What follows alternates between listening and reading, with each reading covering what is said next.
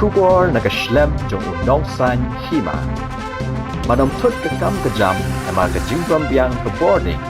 Wan shaka orange electrical sulong sopo nok mai nakabenta ki diesel generator. Ki pastor rangba juga balang Presbyterian hapok ke jingpai ke khasi jantia Presbyterian Assembly kalarai ban betha i barok ki balang begin pleno igi yeng mani duduk ke Shitarik Risau arpau ringkat ke jingbu renti igi kendon bala betha dengan sarkar jela bat ke sarkar India.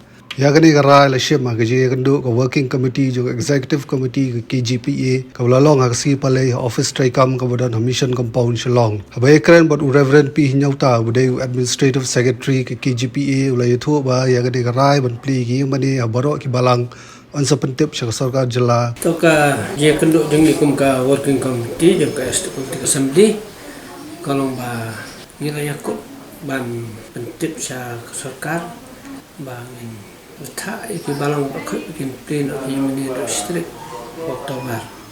Bat maintain do iki SOP juga MHA bedang submission na kos.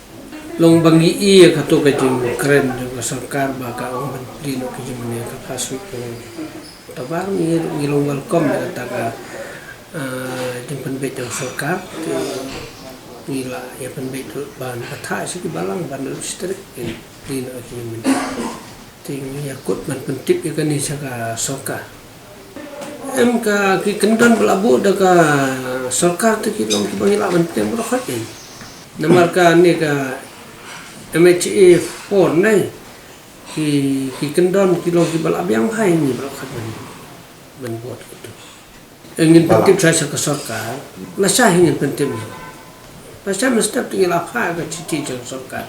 Tip yang kata ke jebab, dengan jebab tempat di kamram jengi bertip sang sarkar.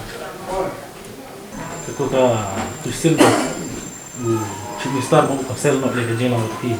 Dia ada pada tempat itu perform. Dia hari ketua pada kadang kecil kerana Minister. Ya,